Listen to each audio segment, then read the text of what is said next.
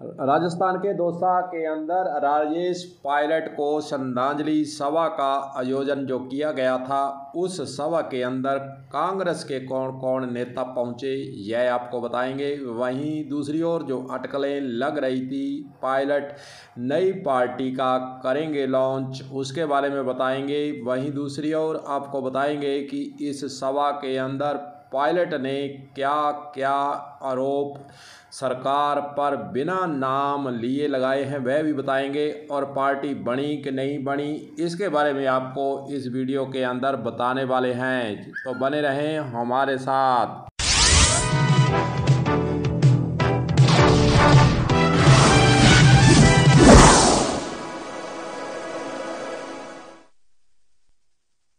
दोस्तों, आप देखना शुरू कर चुके हैं कलम न्यूज और गुरदेव सिंह सैनी आपसे मुखातिब है। दौसा में नहीं लॉन्च हुई सचिन पायलट की कोई नई राजनीतिक पार्टी, लेकिन इशारों में दे दिया संदेश। सचिन पायलट ने गहलोत पर तंज कसते हुए कहा कि अगर हमारे काम में कुछ कमी है तो दूसरों को दोष दिए बिना हमें उसे सुधारना चाहिए।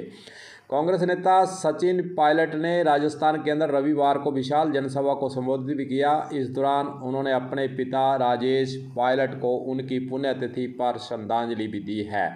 हालांकि कयास यह लगाए जा रहे थे कि सचिन पायलट एक नई पार्टी को लॉन्च कर सकते हैं, लेकिन ऐसा कुछ भी वहां पर नहीं हुआ है।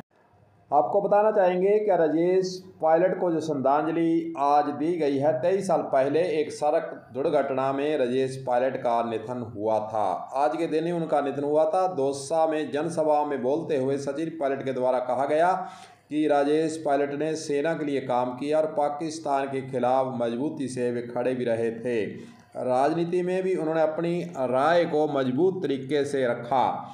मैंने हमेशा सम्मान और शिष्टाचार के साथ अपनी आवाज़ उठाई है। मैंने हमेशा दूसरों का सम्मान किया है, यह सचिन पायलट के द्वारा कहा गया। राजस्थान सरकार के कार्यों पर सचिन पायलट हमेशा टिप्पणी करते रहते हैं।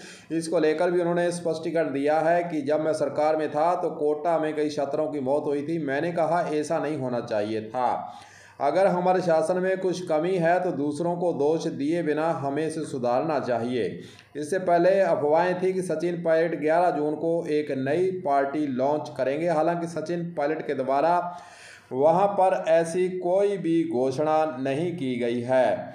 यह भी बता दें कि सचिन पायलट का मुख्यमंत्री अशोक गहलोत के साथ सीएम पद के लिए कड़ा संघर्ष भी चल रहा है। इस महीने की शुरुआत में कांग्रेस पार्टी ने दोनों नेताओं के साथ बातचीत की थी। इसके बाद पार्टी में कहा गया था कि दोनों एकजुट होकर सर्वसम्मति से प्रस्ताव पारित कर एक सहमति जताई गई थी। कांग्रेस संगठन के प्रभारी महासचिव के.सी. वेणुगोपाल ने घोषणा की थी कि दोनों नेताओं ने एक साथ आने और आगामी विधानसभा चुनाव 2023 एकजुट होकर लड़ने का सहमति व्यक्त कर दी है।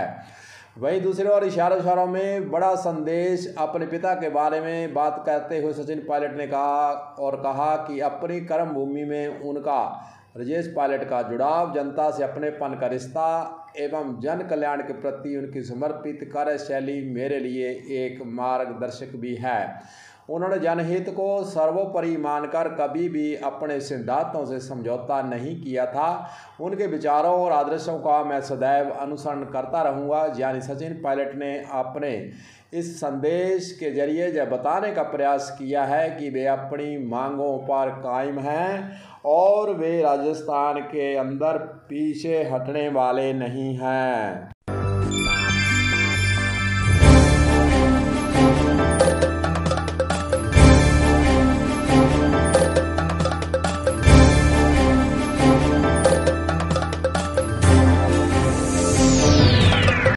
वैसे आपको बता दें कि आज विरोधी पार्टियां सभी कयास लगाए बैठी थी कि इस मौके के अंदर सचिन पायलट कोई नई पार्टी बनाकर या फिर किसी पार्टी में जाकर घोषणा कर सकते हैं। इसी का इंतजार सभी को था, लेकिन सभी के मंसूबों पर सचिन पायलट ने आज कोई भी ऐसी घोषणा नहीं करते हुए पानी फेर दिया है। ऐसे मंसूबों पर पानी फिरता नजर आ रहा है।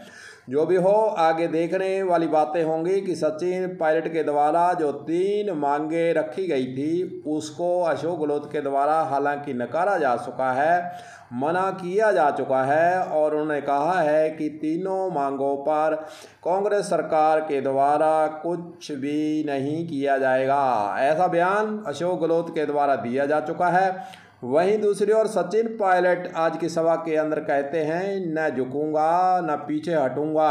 अब इशारा उन्होंने कर दिया है। देखते हैं आगे आने वाले समय के अंदर सचिन पायलट के द्वारा उन 3 मांगों को लेकर क्या कोई संघर्ष किया जाता है और जहाँ फिर जैसा कि दिल्ली के अंदर चुप रहने की नसीहत दी है वे चुपचाप बैठ जाते हैं।